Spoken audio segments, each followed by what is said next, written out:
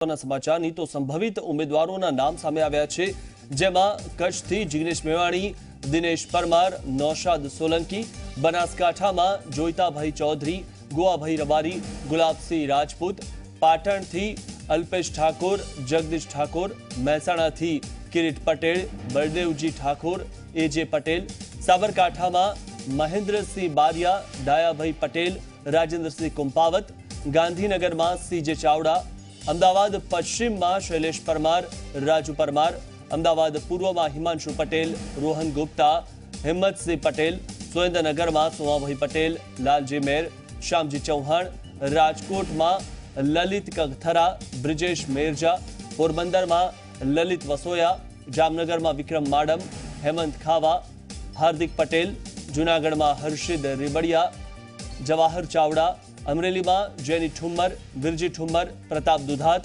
ભાવનગરમાં કનુભાઈ કલસરિયા, આણંદમાં ભરતસિંહ સોલંકી, ખેડામાં બિમલ શાહ, પંચમહાલમાં રાજેન્દ્રસિંહ પટેલ, દાહોદમાં પ્રભાબેન તાવિયાડ, વડોદરામાં અક્ષય પટેલ, છોટાઉદેપુરમાં સુખરામ રાઠવા, રણજીત રાઠવા।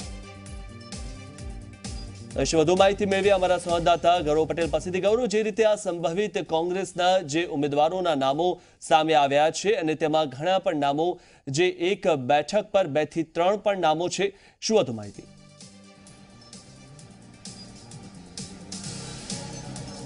મિથુન, વાત કરીએ તો ઓલ ઇન્ડિયા કોંગ્રેસ સમિતિની સ્ક્રીનિંગ સમિતિની બેઠક આજે મળી હતી, જેમાં લોકસભાના સંભવિત ઉમેદવાર કોણ હોઈ શકે તે પેનલ ઉપર ચર્ચા કરવામાં આવી હતી। ગુજરાતની જે 26 લોકસભાની બેઠકો છે તેની પેનલો લઈને ગુજરાત કોંગ્રેસ પ્રમુખ અમિત ચાવડા અને પરેશ ધાનાણી ગઈકાલે દિલ્હી ગયા હતા। આજે તેમને જે વોર રૂમ હતો કોંગ્રેસનો તેમાં મુલાકાત કરી હતી ને 26 જે લોકસભાની સીટો છે તેમાં કોણ સંભવિત ઉમેદવાર હોઈ શકે તેના પર ચર્ચા વિચારણા કરી હતી।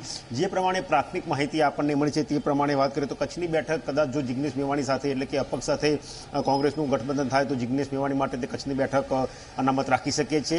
જો કદાચ ગઠબંધન ના થાય તો ત્યાંથી દિનેશ પરમાર અને નૌશાદ સોલંકી કે જેઓ કોંગ્રેસના નેતાઓ છે તે ચૂંટણી લડી શકે છે। ઉપરાંત બીજી બેઠકોની વાત કરીએ તો બનાસકાંઠામાં જોઈતાભાઈ પટેલ જેઓ પૂર્વ ધારાસભ્ય છે, ગોવાભાઈ રબારી જેઓ પૂર્વ ધારાસભ્ય છે, ગુલાબસિંહ રાજપૂત કે જેઓ યુથ કોંગ્રેસના પ્રમુખ છે તેમનું નામ ચર્ચામાં ચાલી રહ્યું છે। પાટણ માટે અલ્પેશ ઠાકોર અને જગદીશ ઠાકોર કે જેઓ પૂર્વ સાંસદ છે તેમનું નામ ચર્ચામાં છે।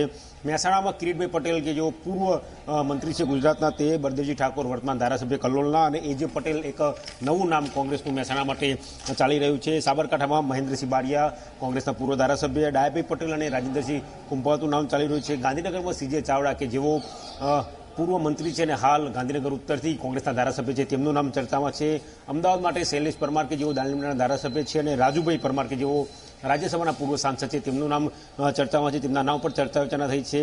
અમદાવાદ પૂર્વ માટે હિમાંશુ પટેલ જેઓ કે મહામંત્રી છે કોંગ્રેસના, ઉપરાંત રોહન ગુપ્તા કે જેઓ એઆઈસીના નેશનલ મીડિયા કોર્ડિનેટર છે, ઉપરાંત હિંમતસિંહ પટેલ કે જેઓ હાલ બાપુનગરના ધારાસભ્ય છે તેમનું નામ ચર્ચામાં છે। સુરેન્દ્રનગરની વાત કરીએ તો પૂર્વ સાંસદ સોમાભાઈ પટેલ, લાલજી મેર અને શ્યામજી ચૌહાણનું નામ ચર્ચામાં લેવાયું છે। રાજકોટની વાત કરીએ તો 2 પાટીદાર નામ રાજકોટ માટે હાલ ચર્ચામાં આવે છે, જેમાં લલિત કગથરા અને બ્રિજેશ મિર્જાનો સમાવેશ થાય છે। પોરબંદર માટે પાટીદાર ધારાસભ્ય લલિત વસોયાનું નામ ચર્ચામાં છે। જામનગર માટે વિક્રમ માડમ, હેમંત ખવા કે જે યુથ કોંગ્રેસમાં છે તેમનું નામ છે, ઉપરાંત હાર્દિક પટેલ કે જે સ્કાયલેબ તરીકે ઉતરે તેવી શક્યતા છે। અને અમરેલી અને જામનગર 2 સીટની વાત હતી, હાલ જામનગર સીટ ઉપર હાર્દિક પટેલનું નામ ચર્ચામાં લેવાયું તેવી વાત સામે આવી છે।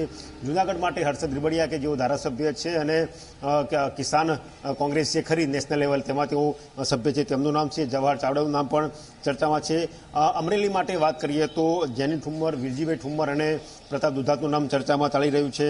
ભાવનગર માટે કનુભાઈ કલસરિયા। આણંદની વાત કરીએ તો પૂર્વ સાંસદ, પૂર્વ કેન્દ્રીય મંત્રી ભરતસિંહ સોલંકીનું નામ એકમાત્ર નામ ચર્ચામાં છે, એટલે તેમની ટિકિટ લગભગ ફાઇનલ જ ગણવી એ રીતે ચાલી રહ્યું છે।